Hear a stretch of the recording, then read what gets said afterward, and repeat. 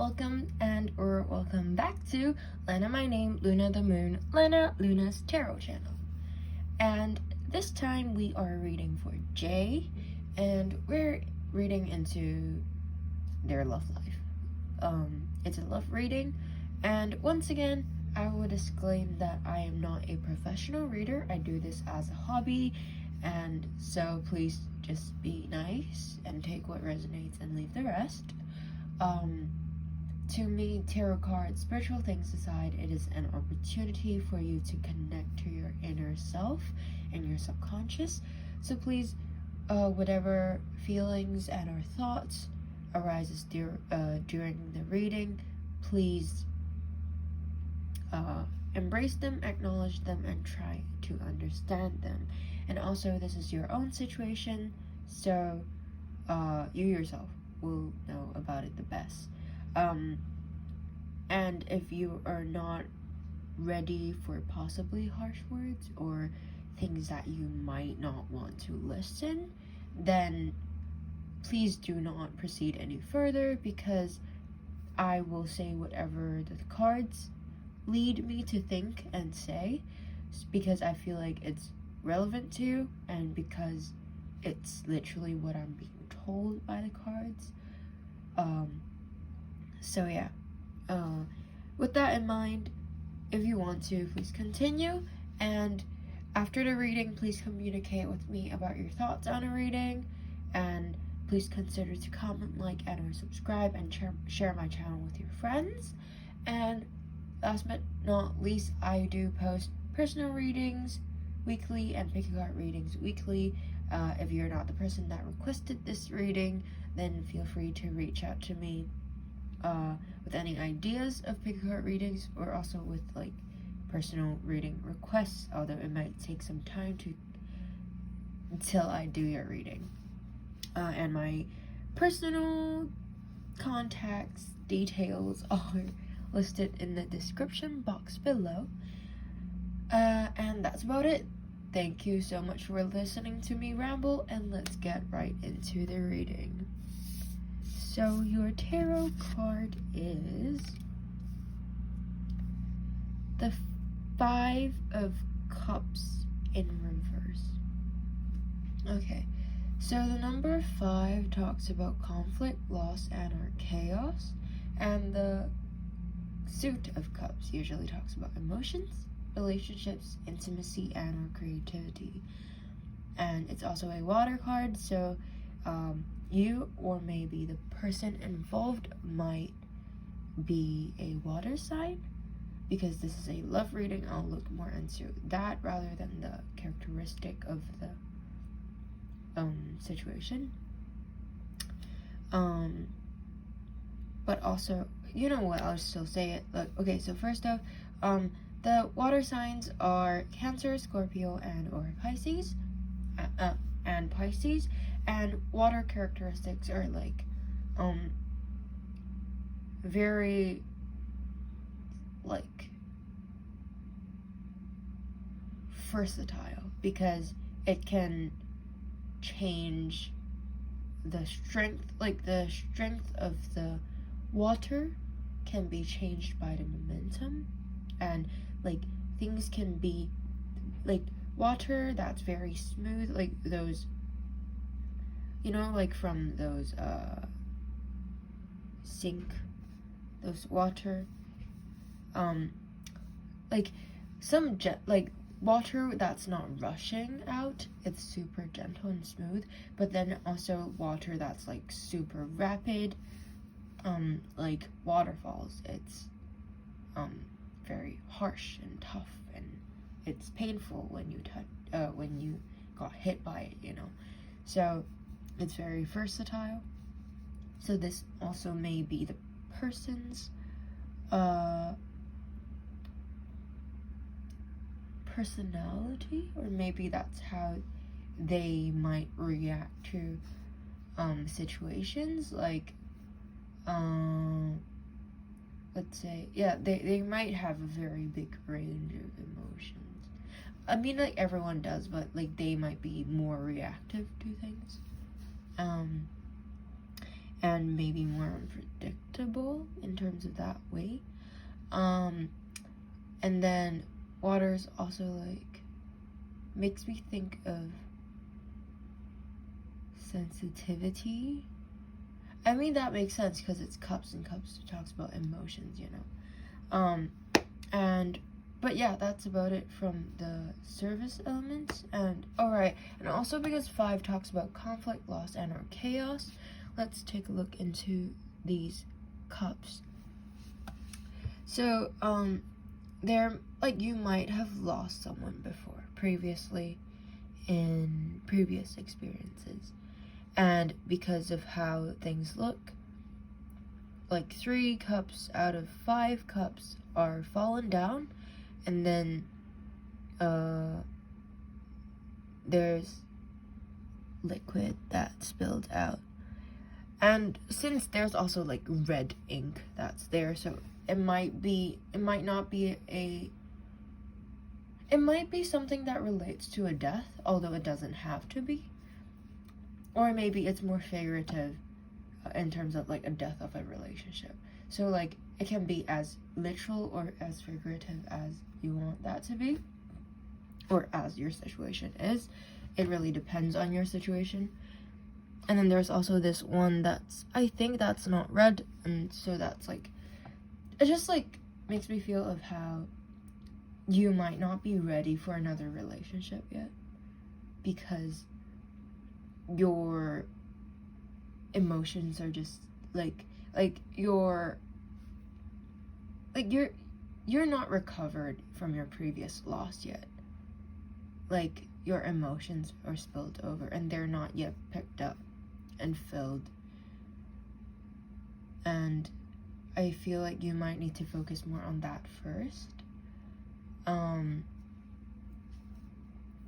And also, because there is that place that this person is looking for, it might be a good idea for you to move places.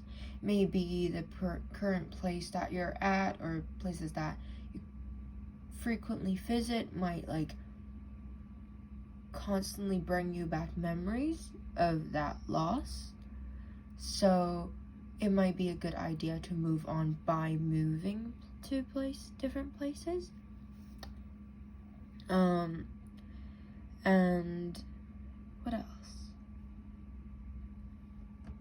And also, like, don't feel like, oh no, I'm not ready, then I probably won't find anyone anytime soon, because you have 2 cups still.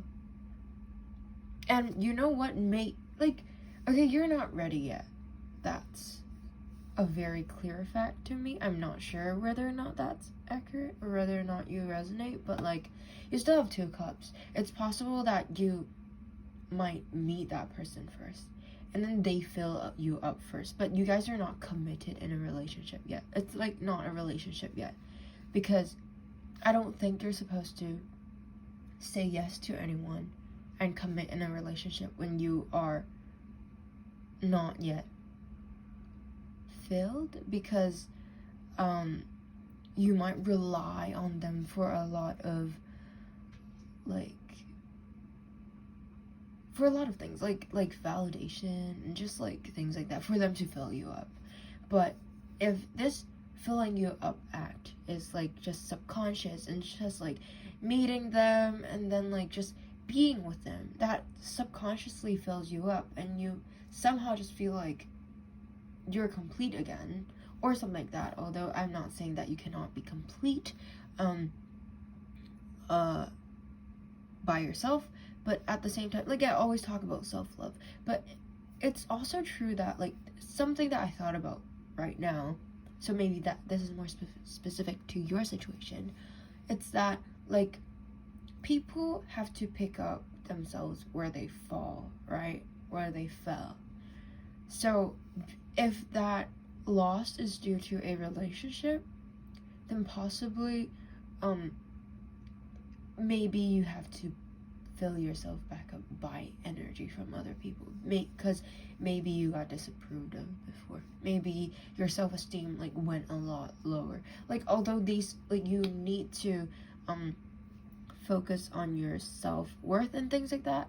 I'm not saying that do not do that, or you don't need to do that, because you need to, but it's also possible that if it's other people that ripped away your sense of self or things like that from you, aside from doing self-work and doing some, like, developing your self-love, it's also possible for you to need other people to show that, oh, I can trust other people.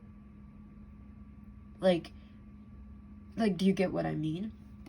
Like, it's possible that because, like, maybe, I don't know, someone left you, so you don't really have the trust in people anymore, and you have this thing, and, like, that's not mendable by yourself. Like, no matter how much you love yourself,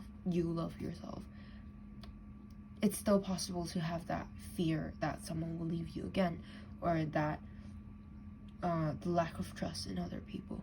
So the only way for this thing to mend it, so-called completely, or as much as it can, is by having other people to, like, for you to be able to trust them again. I feel like, not like, do you get what I mean? To show that you can trust them, you know. So yeah, so, like, don't think that, like, it's saying that so no one's interested in you. It's just saying that, like, give it some time. If there's someone there, if there's someone to fill you up, just let that happen first. You guys can, like, hang out a bit, you know, but don't be committed just as of right now. Okay, that's about it from the visual element. Let's take a look at the divinatory meaning of this card. So the Five of Cups, this card looks like loss, but it is more about the emotional reaction to loss. There is the mourning of what is gone in isolation, the natural desire for privacy with one's grief. And isolation, natural desire for privacy with one's grief. Two upright cups shows that something still remains, something that can comfort and sustain when the time is right. Finally, there is the time back to community, connection, and what we may think of as normal daily life. The advice is to take time to process feelings, because that is the only way to return to normal life. But know that even normal life will be different now. The reverse means obsessing over the past, self-pity, and repressing grief.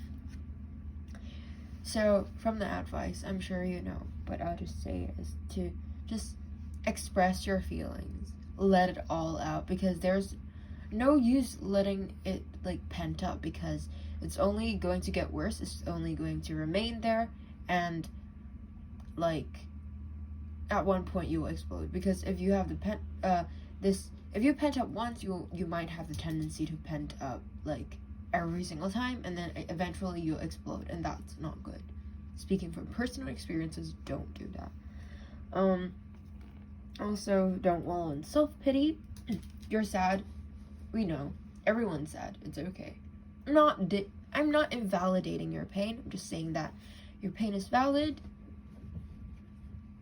but you have to move on. Like, it will take time. I'm not saying that, like, hey, that's nothing. Like, no. It will take time. But understand that happened. Learn from it. Embrace it. And stop obsessing over the past. Although these things are just, like, it's easy to say, but it's hard to do. I understand. But, like, the past is the past, and you can't really you can't really change anything about the past anymore. So, since, like, something that I always say in my readings, the past happened before. Why not, like, good or bad results? It has already happened. Consequences, like, it happened already, so it's just like what you can change now is up to, it's like, wait, hold on, let me rephrase that. What you can change now is the reaction you have towards it. You can let it like go as a waste, meaning that you just either run away from it or just only feel sad about it. But what you can do that's great, that will not waste that opportunity of that bad thing that happened, is that something that I always say, no matter good or bad, this event happened already. Your tuition has already been paid because this thing already happened. So since you already paid for the tuition, you can be sad about it, happy about it, just react to that response. Take your time with that. But then at some point, you can just learn from that event. Because if you learn from that event and appreciate that, no matter, like, I understand it's hard to appreciate something that's shitty. But let's say, okay, not you, but let's say someone left A, and then A was sad about it, but then at some point she, like, after being super sad about it for so long, she kind of started embracing it. Like, I won't say let go, because that's kind of also letting go of your, like, learnings, but, like, she started to just, like, embrace it, absorb it, and just realize that it's in the past. If this person didn't leave me, then I wouldn't understand, blah, blah, you know, like, you can take it your own way, because different people have different experiences, and that applies to their different learnings, but try to learn something from it. And then, if you learn something from it, then you can be stronger, you won't waste that sadness that you've been through, and, yeah. Like, and, like, easiest way to think of things, if you are a writer, if you're a singer, or just any artist, if you can explore that sadness or that event through your medium, that's already something that you can appreciate. Like, if this didn't happen to me, I wouldn't be inspired to make this piece. Although it's, like, kind of like a very cheap go at it, but it makes sense, and it's just like, it's just an opportunity for you to convince yourself that this is not all bad. This is, like, it happened already, but I can take something good out of it, and things like that.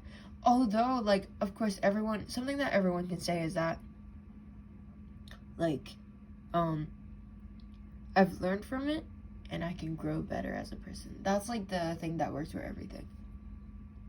But if you want to be more specific, to be, like, to convince yourself better, then those works. Okay, yeah, and also, I'm not saying that you have to go through these alone. I feel like when that person, like, that can fill you up subconsciously appears, it will be easier for you to focus on the present.